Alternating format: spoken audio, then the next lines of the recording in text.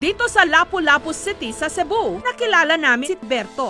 Kwento niya, minsan na raw napasa kanya ang pinaka-inaasam-asam ng lahat na winning lotto ticket.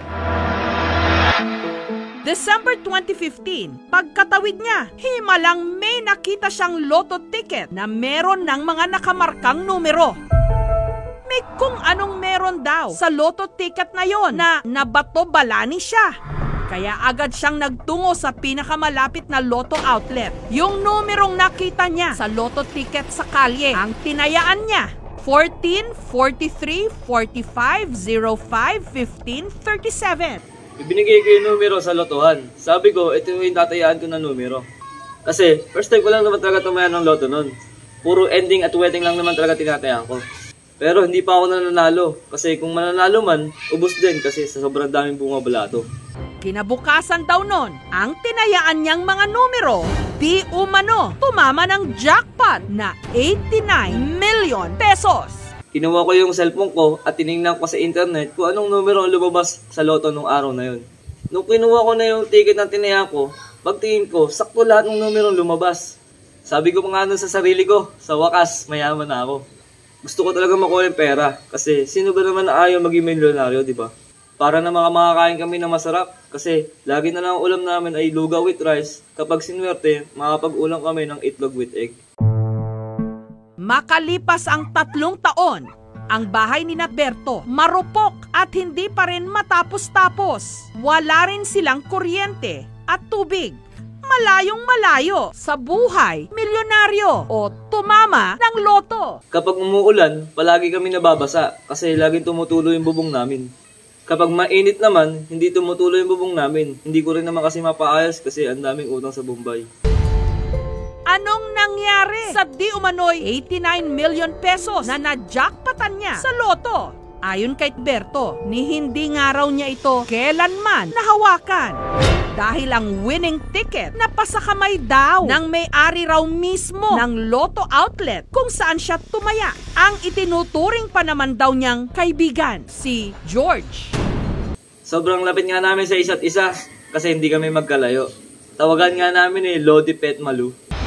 Dahil natakot siya sa laki ng premyong 89 million pesos sa jackpot, ipinagkatiwala niya kay George ang kanyang winning lotto ticket.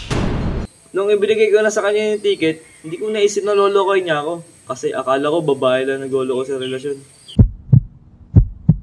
Sinabihan daw ni George si Berto na tutulungan siya nitong mag-claim ng premyo sa Maynila.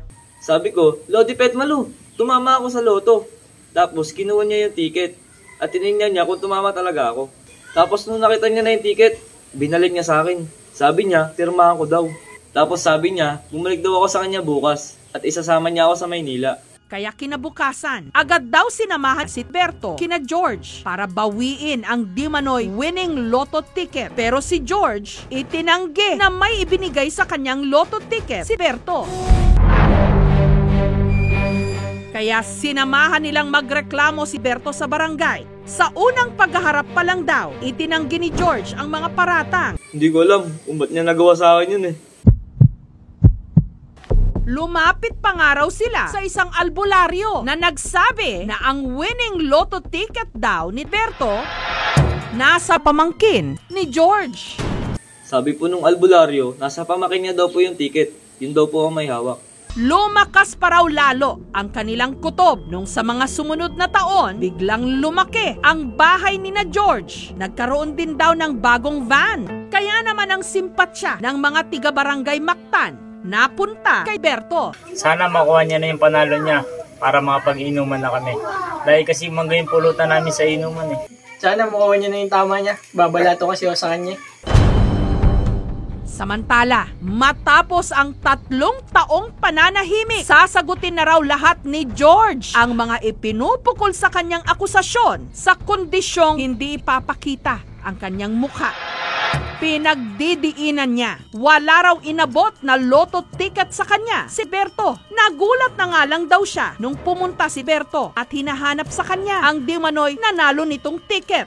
Hindi po totoong nanalo sa loto si Berto. Dahil sa ending po siya nanalo. Wala akong kinukuhang ticket.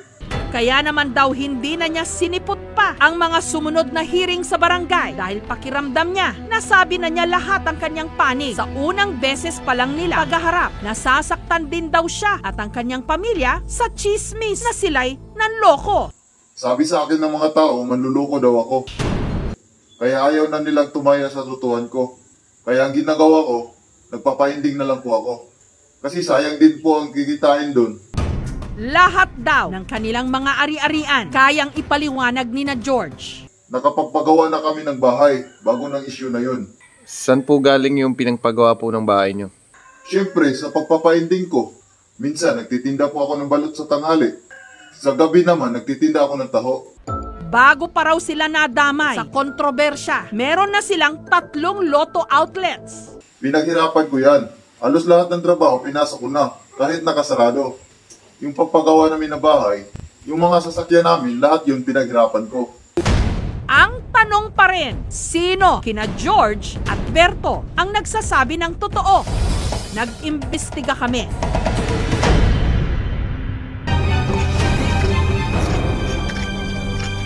Sir, pwede po magtanong? Ano po yun?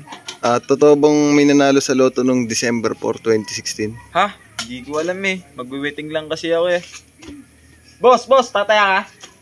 Boss, ano bang tumama? 721, baka paborito mo yung number mo. Talagyan ko na. Sige boss, sige.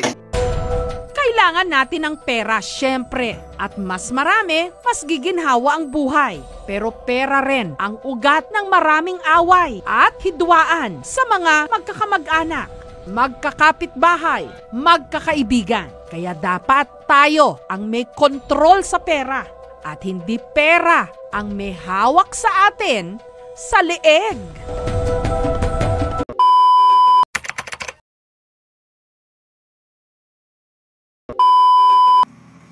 Yo, shoutout pala sa aming kapitan na si Boss Alan Expression. At shoutout din ka pala kay Ate Iday.